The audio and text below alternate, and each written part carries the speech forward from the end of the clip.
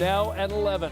The City County Council moves to bring in an outside firm to look at abuse allegations against members of the Hogsett administration.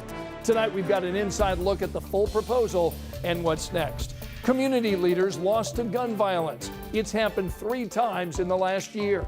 They live through all the positive actions that they did. Tonight we're looking at what that kind of loss does to the neighborhoods they impacted.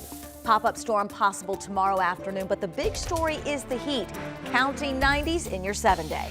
And tonight we're kicking off Dave Calabro's final Operation Football before he calls it a career. We've got all the biggest moments from the night's biggest games.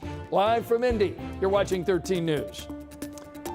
Thanks for inviting us in. It's 11 o'clock on this Friday night, and we want to begin with this effort to protect city-county employees. All of this comes in the wake of sexual harassment allegations against a former chief deputy mayor. Our Logan Gay was at a meeting at the city-county building today and shares the plans to move forward. The members of the council's Rules and Public Policy Committee say their ultimate goal is to have a more robust and effective system that will address the needs of all employees. The importance of this is that we're going to rebuild our trust in our systems. When I've heard from people in the building, when I've talked to them, is they're afraid to report because they're not sure that they're going to be taken seriously. Something this committee says they're committed to changing. We do think that it's the structure. Currently, our Human Resources Department reports up to the controller, and the controller reports directly to the administration. So it is something that is completely under the purview of the administration, and we really think we need to examine that to make sure that that's best practice. Friday, they voted to approve an amendment that would form a bipartisan investigative committee that will hire an independent firm to review investigation policies and practices within the Hogsett administration.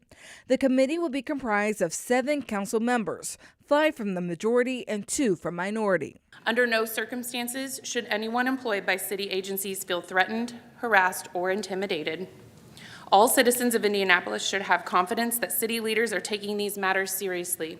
They agreed that goal is to gain greater accountability for all leaders. This is not a political move. This is not about politics. It really is about doing what is right for our community. They believe this is the best path forward for the city and for current and future employees. So I think this reflects us doing our job. Like, as a co-equal branch of government that's charged with holding the executive branch accountable. One of the main functions is oversight over the executive branch, and what you're seeing tonight and the proposal that you see reflects that. This will go to the full council for a vote on September 9th. In the newsroom, Logan Gay, 13 News. Just this week, Mayor Joe Hogsett signed an executive order making it mandatory for all city employees to complete harassment training each year. Hogsett released a statement tonight to 13 News after tonight's council committee meeting, saying it's critically important to ensure there are appropriate sexual harassment policies in place. The mayor went on to say he wants everyone who works for our city to understand they can report inappropriate behavior without fear of retribution. Tonight at 11, we want to take a closer look at that deadly police shooting at a motel in Lawrence today. 1 suspect shot and killed, no officers hurt.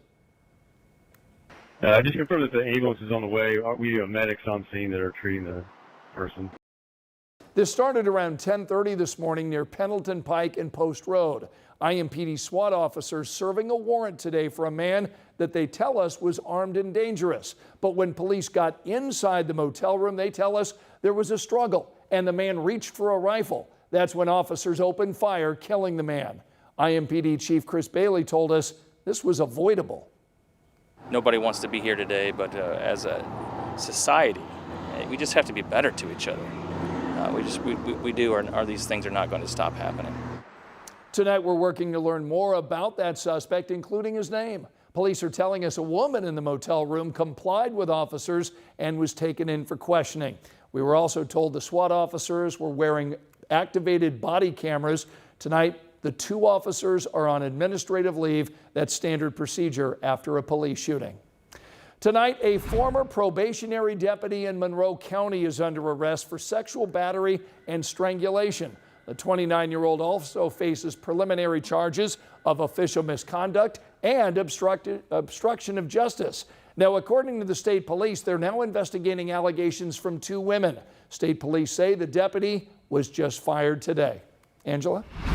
Scott, we're heating up as we head into the weekend. Temperatures tomorrow morning not nearly as mild as the last several mornings. Instead of the 50s, most of us 60 to 65 to start. We'll be in the low 80s midday on Saturday and high temperatures in the upper 80s tomorrow afternoon with just a slight storm chance. 88 degrees tomorrow. The 90s arrive on Sunday, forecasting a hot day with a stray storm and 91 degrees. We're going to be dealing with the threat of heat stress, especially Tuesday and Wednesday of next week. So we're going to encourage you now to plan ahead for the heat. We're going to be needing to take some breaks, 15 to as much as 30 minutes an hour. More on the heat coming in a few minutes. All right, Angela, we'll see you then. We've got some breaking news on the near north side of Indianapolis. Right now, police are on the scene of a shooting near 34th and Ralston. In the last 10 minutes, IMPD is confirming to 13 News that one person is now in critical condition. We've got a news crew on the way. We'll be bringing you updates just as soon as we get them, both here during our newscast and online at WTHR.com. It's now been 48 hours since that beloved restaurant owner was shot and killed.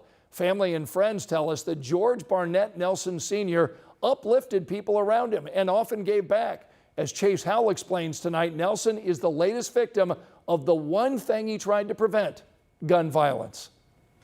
George Nelson Sr., Ron G., and Mike Trees, all three men with a similar mission: bettering their community. They live through all the positive actions that they did. Nelson was shot and killed outside his restaurant, Pa and Ma's Barbecue, Wednesday night on the city's northwest side. G was gunned down in the parking lot of a gas station on the city's east side in July. And Trees was shot to death in a triple shooting nearly a year ago at 37th and MLK. They weren't in the streets. They weren't doing dumb stuff. They was uplifting their community, and they didn't deserve to go out like that. Tevin Studdard says he was really good friends with Trees and Nelson. He even featured Nelson in one of his books he created. This is a positive man making a business, employing people from the community and uplifting the community. So just to have that stripped is crazy, just because people can't control their emotions.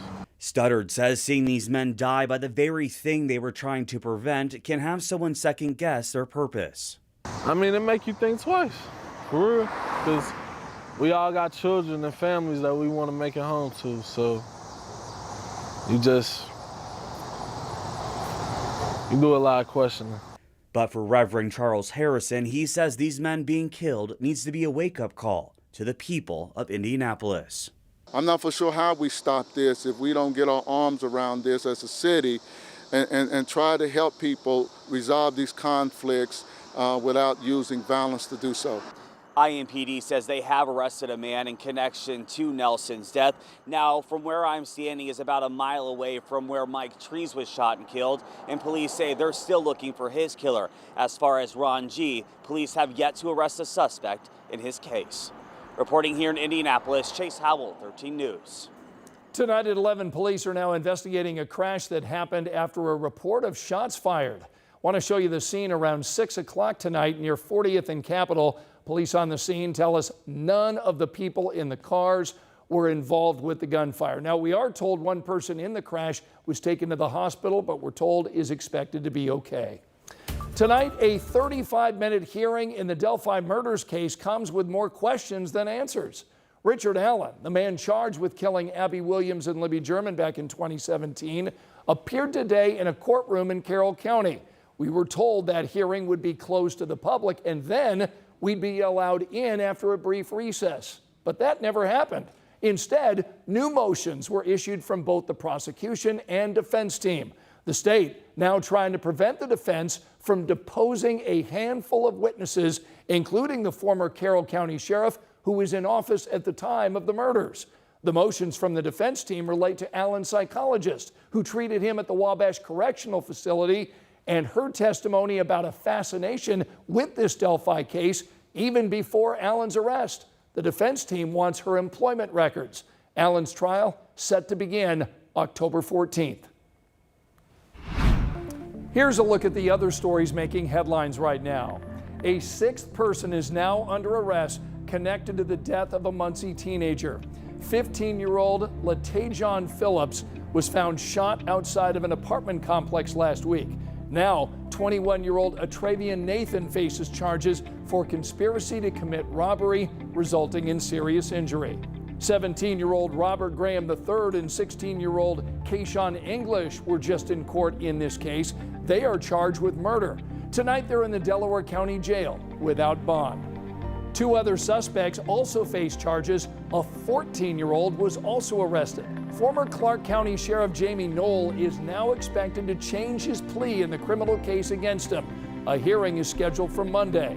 Knoll has been under investigation since June of last year and faces 31 felony charges. The special prosecutor tells our sister station in Louisville that Knoll will be admitting guilt. A major change coming to Butler's campus. The university is transforming a former residence hall into a boutique hotel. Russ Hall closed in 2019, so now it'll become a Curio Collection Hilton Hotel. It's expected to open during the 2026-2027 school year. And what a year for the Indiana State Fair. More than 850,000 people attended. That's about 14,000 more visitors in 2024 compared to last year. And vendors reported record sales. Remember, you can find all of our latest local stories anytime on our 13 News app. A 6A showdown on Operation Football. Ben Davis, Cathedral. All the highlights coming up. I'll cover that weekend storm chance and get you ready for a heat wave. And a shakeup in the presidential election. Tonight we're breaking down the new alliance between RFK Jr. and Donald Trump and the effect it could have on the race. Next.